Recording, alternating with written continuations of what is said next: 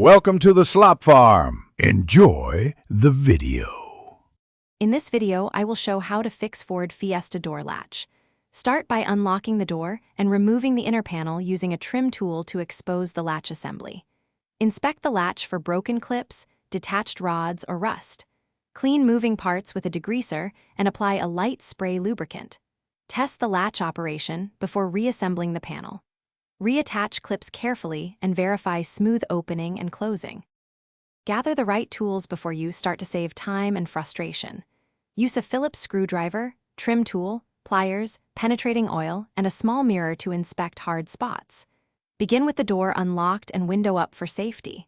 Remove panel screws, pry panel gently, and unplug electrical connectors if present. Keep fasteners in a small container so nothing gets lost, and take photos during disassembly to ease. Start by lubricating latch points and linkages with a light spray to free stuck parts. Check that rods are connected and clips intact. Replace any broken clips. If actuator fails, test electrical connector for voltage and replace actuator if unresponsive. File minor burrs and remove rust, then test door functions several times. Listen for unusual noises during operation. Use new clips when in doubt. Thanks for watching.